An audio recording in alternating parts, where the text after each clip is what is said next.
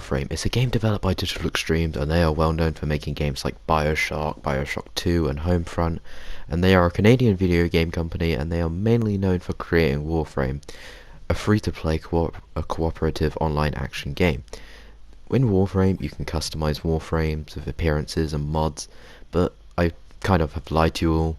In fact, you can't do that, because you get killed off within the first 50 minutes of the game because of the fucking Lotus. Wake up, 10.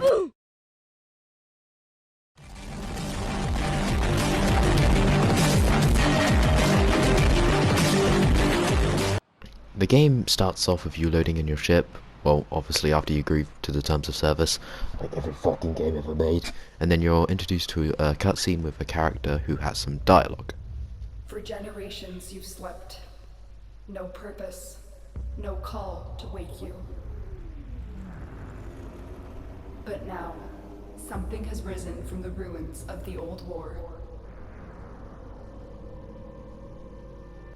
Then we're introduced to our bad guy, which is soon to be Captain Vor. He runs through the area like Putin would, you know, in full frames.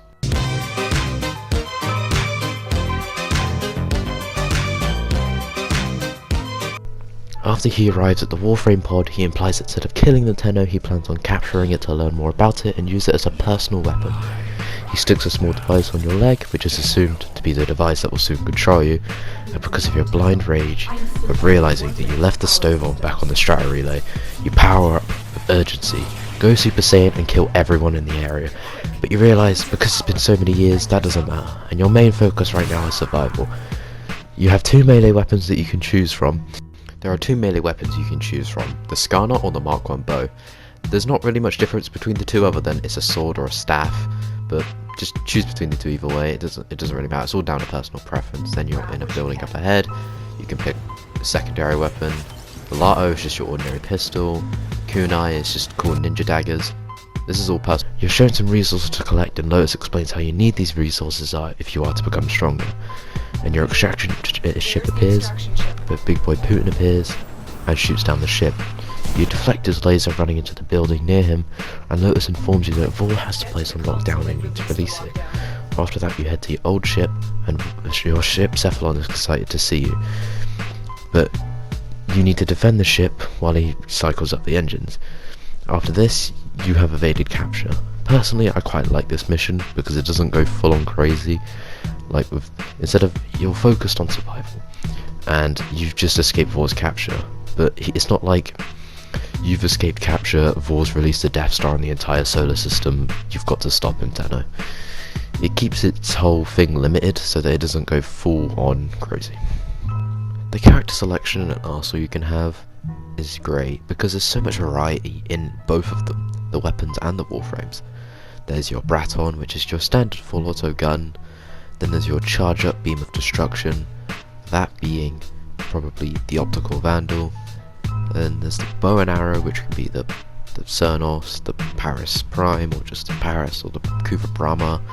Then there's the snipers, shotguns, black hole guns, void guns like the Phantasma, and Warframes are the same thing, which is full of variety, as each Warframe is unique in its own way, how it looks, the 4 abilities it will have, and some examples would be Trinity, a healing and energy supplying frame, Harrow, a Warframe that self-sacrifices to buff allies, based off of the historical tale of King Arthur pulling the Excalibur sword, the golden sword out of the rock, which is obviously known to be Excalibur, and Excalibur is obviously a sword frame.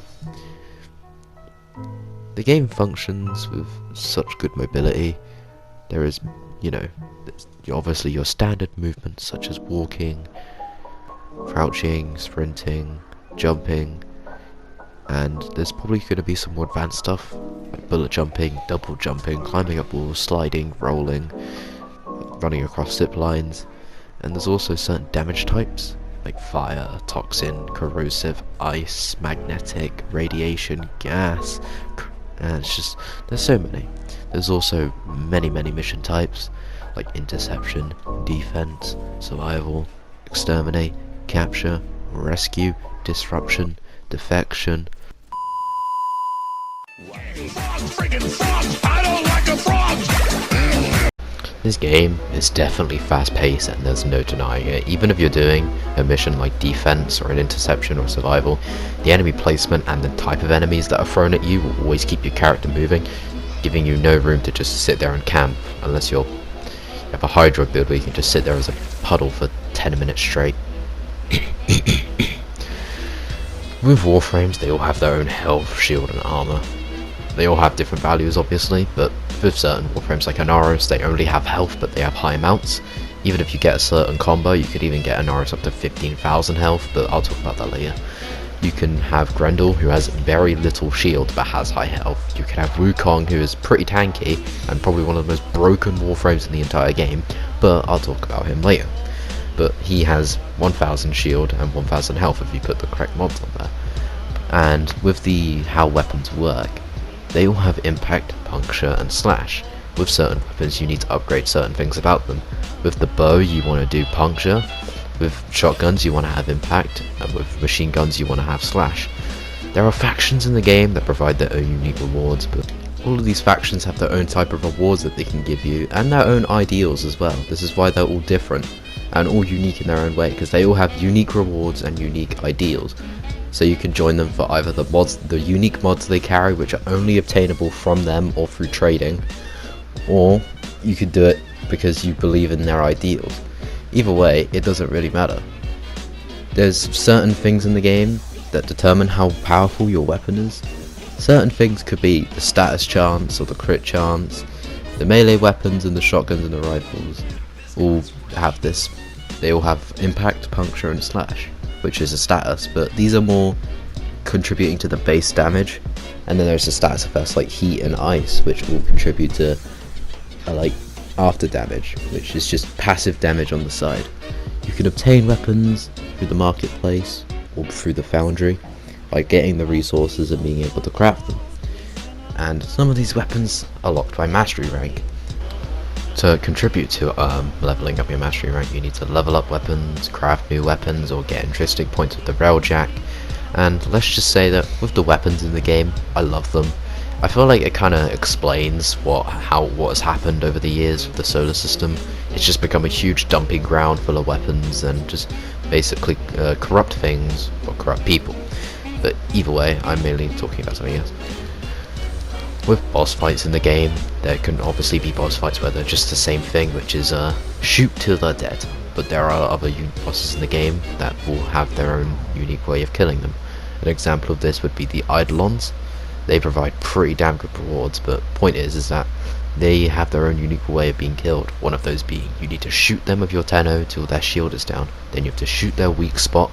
They have 4 weak spots. You have to shoot down one of them, and then rinse and repeat with different weak spots obviously, and then they will be dead. And there are boss fights such as the Lephantis ones. They're infested ones and they hide in the ground. They pop up and they try hitting you, and you have to shoot them in the mouth. And then once you kill all 3 heads that pop out of the ground, the 4 will collapse underneath you. The Lephantis will combine into one big boss, and then you have to kill that. In this game, there are companions that can help you. Well, companions is a bit of an overestimating, depending on what companion you get. There are Kubros, Kavats, and little robots that fly above you and sometimes screw you up when you're doing a stealth mission. But depending on which companion you get, they can be really useful at times. An example of this would be the Vansa Kavat, which is probably one of the best breeds in the game. If you build them correctly with the correct mods on it, they can be really useful, and sometimes are even better than a chunk of the game's player base. Then there's the Railjack. The Railjack is pretty much a massive changing gameplay. You can pilot around, fly a ship, destroy enemy ships, board enemy ships. There are guns on the side that you can board and shoot them. You can leave your ship with the Arcwing, and that's how you board enemy ships, or you can just catapult yourself out the back if you're high enough rank. You can also communicate with the rest of your passengers. This happened once. It was funny, to say the least. There are missions in this game with its own unique rewards. An example of this would be the Sortie, which I do love by the way, because high risk, high gain, high level enemies, good rewards. They drop things like ribbons, Orokin catalysts, boosters, sculptures, legendary cores, This is all down to RNG, whether you get these or not, but they are really good resources. Depending on which one you get, they're all really good. Ribbons are a massive game changer, depending on which one you get, and if you unveil them, they can probably be for a really good weapon, but they can be really terrible. But they can be re-rolled with Kuva over and over until you get something really good, or even a god roll, which is basically just your weapon but on steroids. There is obviously other missions, such as the ones in Lua. You can get corrupted mods and auras. You can also get mods from another unique mission, which you get by completing all of the nodes on the star chart, which are the arbitration mods.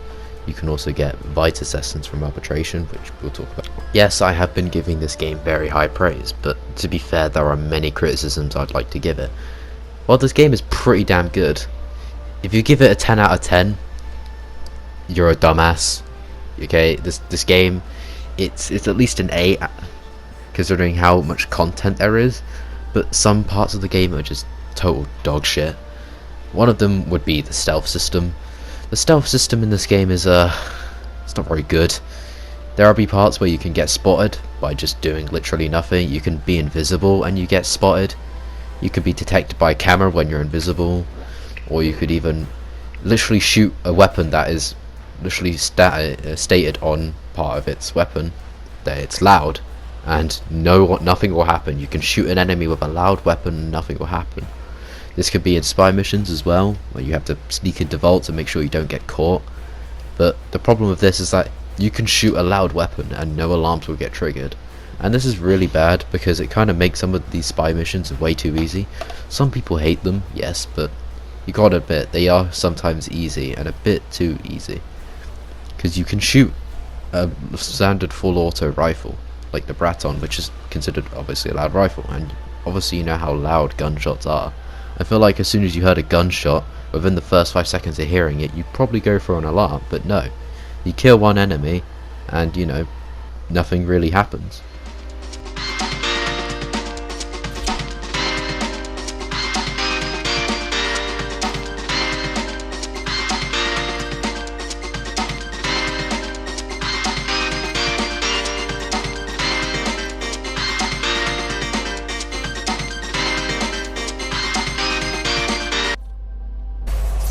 You could no more resolve a solution for the equation I represent than a Kubro might fathom a card trick. Because he has the eye of the tiger. He does have the eye of the tiger. Are you sure about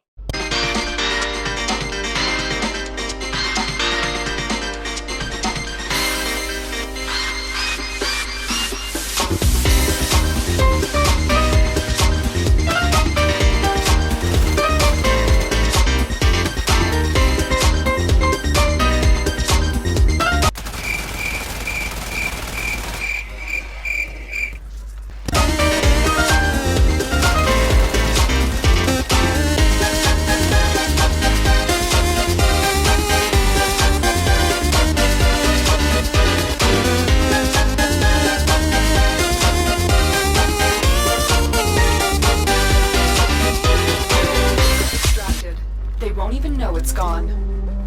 No! We have everything we came for. Get to extraction.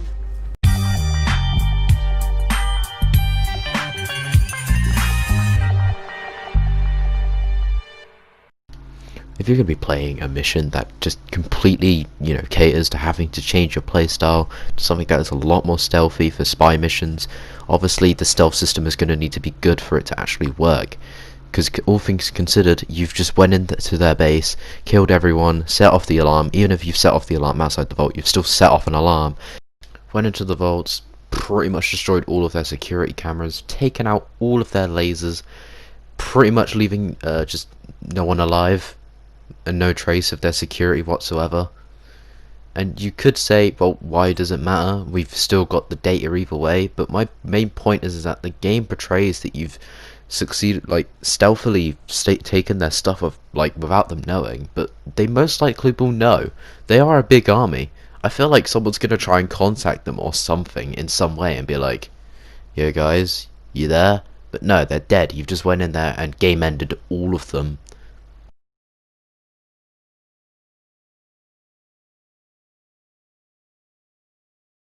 Now, I can definitely say, it's safe to say, that this game has a huge amount of side content, and that's usually what keeps the player interested, because to be fair, when it comes to the main story of this game, there's not much. There is a main story, and there is a lot to be unraveled, but quest-wise, there is not many quests, and obviously I can tell that they're working on new ones, but obviously, to keep the players interested in the game, they have to keep releasing new side content.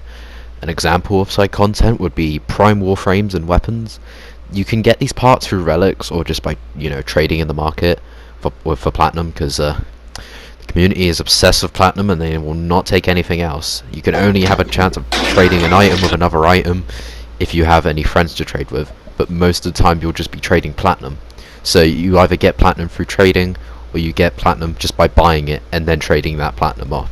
But basically, you can get these prime parts through relics, and these relics are always different. They have their own names. Obviously, you can tell they don't really have their own unique names. It's kind of just like Lith V2, Axie M2, Neo 500, and HP 6000. But point is that I don't really think they were supposed to have unique names, and hard to keep track of. But there is a lot of relics in the game, and to the point where they have to unvault certain warframes, so that there isn't just a huge amount of relics, to the point where it's practically impossible to get the relic you want, because you're trying to get a certain prime warframe or weapon. Although there is a problem behind this, and obviously I don't blame Digital Extremes for that at all, but there is a problem with the whole, I remember waiting ages to try and get Trinity Prime, and I don't know how long it's been since she was unvaulted, but she hasn't been unvaulted for ages. I had to wait at least a year, maybe 2. I don't actually know. I can't remember fully. Maybe I'm over exaggerating this a bit, but maybe I was just an idiot and forgot when Trinity was last unvaulted. But I really wanted to get Trinity Prime, and it took ages for her to come unvaulted, and that's just a small problem, and I don't blame the game for that at all, or Digital Extremes for that at all. It's just that it's kind of sad to see. It's not a criticism, it's more just a genuine statement on that. Kuva Liches are also another piece of side content.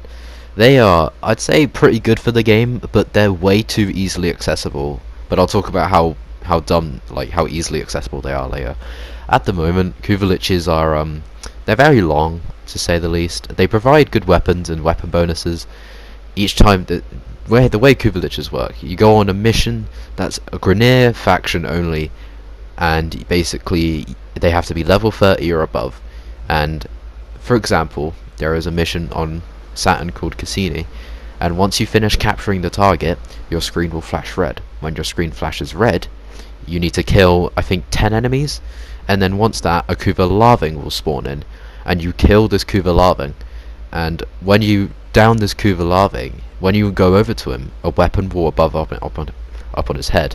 An example of these weapons would be the Kuva Karak, the Kuva Nukor, the Kuva Charuk, the Kuva Ayagana, or the Kuva Brahma. These are 4 examples of a weapon, but you'd get a bonus if you kill the Larving, if you finish him off with a Mercy. Well, I quote Mercy, they say Mercy, but you really just stab him in the face with your Parazon. And you head to Extraction, a literal spawn. Do you honestly think you're fucking funny fucking with my friends? But you will get a certain bonus associated with it, and the certain bonus is very heavily RNG based. It can be, depending on what Warframe you use, there is a spreadsheet that I'm going to show up now. And this spreadsheet contains what Warframes you need to get certain elements, and with that bonus that you get, that weapon element bonus, there's a percentage on it, and it could be from 20% to 60%. 60% is really rare, and 20% is probably the most easy. When I first got my Brahma, it was 40%, but either way, that's just how the weapon bonuses on the weapons work for Kuva Liches. The way to kill the Kuva Liches, which take ages, to the point where I'd have my chat constantly filled with hold on. If you've been playing for over an hour, make sure to take a break. Yes, I should take a break, Warframe, but your game is incredibly grindy, so I don't think I will. But the way you kill these Kuva Liches is by going into a planet that's highlighted red, which means they've taken control of that planet. And when you go onto that planet, there is a certain mission type. You can either play the mission normally, or you can go to the Kuva controlled one, just in case, you know, players want to just play the mission normally and not have to go through Kuva liches. Although I do think that's a bit dumb, because if you have a Kuva lich, I feel like the whole point is that you're supposed to be dealing with them rather than just have the ability to ignore them. Seriously, you're a fucking ugly little cunt, mate, and if I ever see you, I'm gonna fucking slit your fucking face wide open, yeah? You're a fucking angry little fucking spastic. Right, I'll tell you what, you fat little cunt. You're boring, you don't sound Nigerian at all, so go and fuck yourself. Go and fucking crawl in the dirty, dank little hole where you fucking come from, you dirty, dragon-eating little fucking spastic. Once you annoy the Kuva lich so much by prodding him with a stick and he decides to spawn in your game to show you how to respect him, you can kill him or convert him. Your choice, really. But the one thing that I have an issue with is why the Kuva lich is so easily accessible. Who gave the noob a Kuba Brahma? I don't understand. It can say it's mastery locked, but I can still see a mastery 10 running around for Brahma when it clearly says it's mastery 15. Like, why? If you're gonna have such an overpowered weapon, then make sure it's mastery locked. Don't make it so easily accessible, because that just ruins the flow of the game entirely. The next thing I want to talk about is the sortie. The sortie is great because it gives you it's basically high risk, high reward. First mission, level 50 to 60 enemies. Next mission, level 70 to 80. And the next mission after that is level 90 to 100. High risk, high game. You have a chance of getting a bunch of rewards. I'm going to give you two examples, that being a legendary core or a river mod. Although I don't know why the riven is a bronze reward. They literally will turn your gun into the definition of steroids. But okay. They also give you lots of credits. Did I mention that? I probably didn't. The next thing I want to talk about, arbitrations. There's not much to say about them. They give you stuff as well. And they're also hard. And the next thing I really want to talk about is the conclave. The conclave isn't a necessary thing to do in the game. It's more just something you can do to chill out, have a bit of fun with your friends, and not get too serious about the whole I need the Inaros prime parts right now. You can just vibe and chill out with your friends a bit. It's kind of fun to do, actually. I mean, if anyone takes the conclave seriously, yeah, I have a couple words to say to you, and that's to fucking die. I have mentioned this earlier in the video. The random spawn bosses and the faction fights. The random spawn bosses, obviously, I mentioned before, the Groostrag 3, the Stalker, and Zanuka. Zanuka will come and if he kills you in battle, Zanuka, he will capture you, and you have to do an entire mission on retrieving your Warframe back. It won't get destroyed, and if you fail the mission, then you just have to redo it again. But you cannot use that Warframe until you go through the mission and get it back.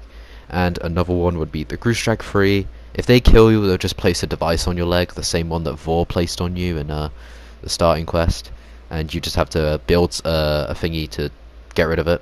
And another one would be the Stalker.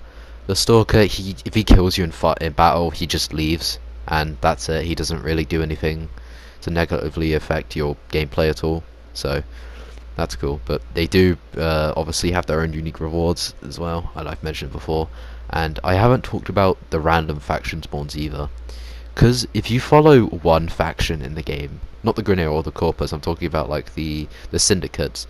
The syndicates, if you follow one, they're going to be opposing another. They're going to be enemies of another, and if you allies with that one, you're going to be enemies of another one. And if you're fully maxed out with if they've fully maxed out that negative meter for the other syndicate, then they will send they'll randomly send enemies in your game to try and come kill you. Honestly, I despise the new Loka. They literally will just send in ancient healing disruptors. I think, I can't remember, they send in like high level ancient healers. They are not fun to deal with, to say the least. But if you kill these liches, you get a blueprint for what the enemy they've spawned in, so you know, I guess that's a plus. But yeah, I wanted to talk about that. And the side quests. The side quests in this game are usually there for getting another Warframe that is not accessible just by, you know, buying the blueprint in the market and getting the parts. What you have to do is you have to do that quest An example of this would be Mirage. No, not Mirage, sorry. I haven't done that quest yet. The Limbo Therium. I despise the Limbo Therium quest, but I'm going to go completely unbiased here and just talk about the quest, and then I'll give my personal opinion on it later. The Limbo Therium, you have some dialogue of Ordis, and then he basically tells you to go do this Arcwing mission. This is why I hate the quest, because you've got to do an Arcwing interception with high level enemies, and you cannot do it on your own. You have to have friends with you, otherwise you have a very small chance of completing it, unless you have really powerful Arcwing weapons. But the point is, once you do this mission, you get a Limbo part, and then you build that Limbo part. You do the same thing again until you have all the Limbo pieces, and then Ordis, gives you some dialogue, and you boom have the full Limbo set, and you can craft it now. So here we are talking about the index. Oh god, I have a couple of things I want to say about the index, because the index, it's mainly where you're going to be getting a lot of your credits from, because in game, if you want to rank up a prime mod without using a legendary core, you're going to need a lot of credits and a lot of endo, but I'm mainly talking about credits here. When it comes to credits, you're going to need at least 1 million credits, and most missions provide you barely even 10,000 credits. So you're going to be doing the index a lot, and the way the index works is you basically bet 50k credits, and then you go up against enemies in a map, and you have to kill them. They drop points. You deliver the points to a certain position in the map, and obviously it contributes to your score. And obviously the higher you're betting, the higher amount of score you need to get. And for the tenor, well, for both sides, I believe you need to get 100 points. And I don't understand. It literally takes effort to lose the index. Honestly, it's so easy to do. Maybe that's just because I'm a bit powerful. I'd say I wouldn't say I have like a ribbon that's god roll, but the index is very, very easy. Obviously, you have to get to a certain planet to unlock it, but the index is very, very easy, and I believe it takes effort to lose that on deliberately. So, you're going to be getting a lot of your credits here. You're going to get at least, technically, you're going to get 200k credits. You'll be returned 250k. You'll be returned your 50k that you've betted, but you're gaining just 2,000 credits pretty much from that, and that's where you're going to be getting a lot of credits from, because the only other place that gives you a lot of credits is the sortie, and that doesn't even give you 100k credits. So a lot of people do the index to get credits. And to say there's one last thing, well, not one last thing, there's one thing I do want to talk about, and that's the Conclave. Conclave is just like, the Conclave isn't bad, and it's not really, there's no really criticisms I'd have to give it, because it's not really a main part of the game, and Conclave is just basically the PvP mode of this game, where you can just go up against other players or even your friends. There's a game mode called Lunaro. It's just basically Rocket League, but you're not in a car and you're on a Warframe and you're just bullet jumping, grabbing a ball and yeeting it for a goal. Yeah, that's made it the Conclave for you. There's not really much to say about it. It's just a PvP mode. It's kind of just a mode that you use to just chill out with your friends a bit if you're just looking to have a bit of fun and not really be whole serious with that grinding for credits or grinding for Warframe parts. So yeah, that's all I pretty much have to say about the Conclave. Now, I've already talked about Kuva Liches, but I'm mainly going to be talking how to get the resource Kuva itself, because there is only specific missions that spawn randomly throughout the game that change, I believe, every hour or 2 hours, but that's either a Kuva Flood or a Kuva Siphon. But point is that I'm going to be talking about how to get the resource. The resource you get through these missions that I've mentioned, randomly spawned in the game. You go over to these, you just go through the mission as normal, and I believe that as you go through the mission, a random Siphon will spawn, and you'll hear a character, I will say the name of it later, but she's basically just like talking and giving some taunting dialogue as any antagonist of any video game ever would, acting all evil and everything. But you'd go up to the Siphon, there'd be Kuva Guardians, and you have to go into your Tenno form, use your Void Blast, knock the weapon out of their hand, and then kill them until they pick up their weapon again. Then they're immortal. And as you've killed these guys, you'll hear a little sound in the background. I'll play it now. Once you hear that sound, you'll want to head towards it, and there's going to be this black mist you'll see going through the thing, and you want to just use any Tenno ability on it. You want to void dash through it, shoot it with your amp or just your hand, void blast it, do whatever. Just you have to use some sort of void damage on it.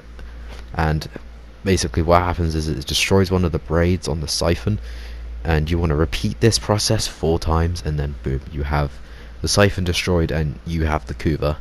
And I'm not too sure if this is true or not, and the Kuva is just random, but sometimes it said I'd get like 800 Kuva, then I'd extract the mission and I'd only have like 600, and I don't exactly know why. Maybe that's just a glitch, or I just can't read properly, but that's how you get Kuva. And doing these missions gives you a chance to get a Requiem relic for Requiem mods.